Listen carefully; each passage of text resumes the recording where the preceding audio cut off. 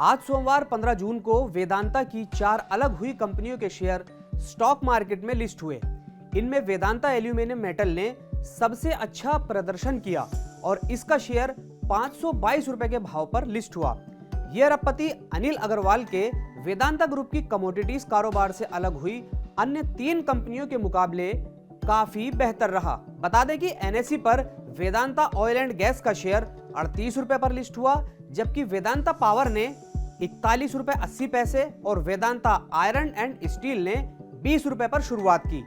वेदांता, जिसमें से ये 4 कंपनियां अलग हुई हैं, उसका शेयर करीब 1.5% बढ़कर 311 रुपए 20 पैसे पर ट्रेड कर रहा था। वेदांता एल्यूमिनियम मेटल ने 522 रुपए पर की शुरुआत।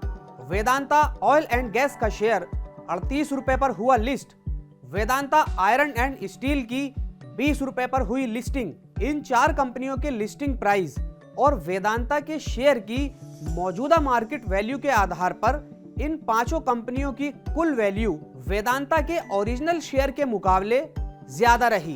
इन 5 कंपनियों की वैल्यू रही 933 रुपए, जबकि 29 अप्रैल को डीमर्जर से पहले वेदांता का शेयर 773 रुपए 80 पैसे पर था, यानी ये उस प्राइस के मुकाबले करीब 20% ज्यादा रहा। इससे ये भी क्लियर है कि इन्वेस्टर्स ने अलग अलग बिजनेस को एक साथ जुड़े हुए स्ट्रक्चर की तुलना में ज्यादा टोटल वैल्यू दी है। निवेशकों को 20.6% मिला रिटर्न। वैल्यू अनलॉकिंग से हुई निवेशकों की कमाई। वेदांता समेत 5 कंपनियों की वैल्यू रही 933 रुपए। रीस्ट्रक्चरिंग से जो वैल्यू अनलॉक हुई उसमें एल्यूमिनियम बिजनेस का सबसे बड़ा हिस्सा रहा। लिस्टिंग से पहले ही एल्यूमिनियम यूनिट को ग्रुप की सबसे ज्यादा वैल्यू वाली एसेट माना जा रहा था, क्योंकि इसका स्केल बड़ा है, ऑपरेशन की लागत कम है और ग्रोथ की अच्छी संभावना है। बता दें कि इसका लिस्टिंग प्राइस 522 रुपए रहा, जबकि इसकी लिस्टिंग के लिए अनुमान 420 से 450 रुपए प्रति शेयर का लगाया जा रहा था। आज हुई 4 कंपनियों की लिस्टिंग के साथ वेदांता का डीमर्जर पूरा हो गया है।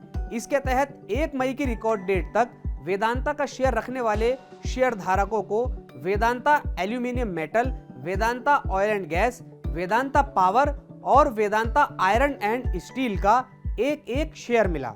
गौरतलब है कि वेदांता एक अलग लिस्टेड कंपनी के तौर पर काम करती रहेगी और ग्रुप की कुछ सबसे कीमती एसेट्स अपने पास रखेगी, जिनमें हिंदुस्तान जिंक में हिस्सेदारी, zinc international operations, copper business, ferrochrome division और उभरते हुए क्रिटिकल मिनरल वेंचर्स शामिल हैं।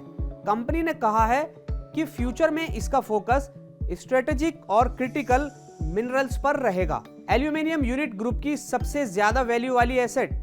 अनुमानित लिस्टिंग प्राइस था 420 से 450 रुपए। कंपनी में ग्रोथ की अच्छी संभावना।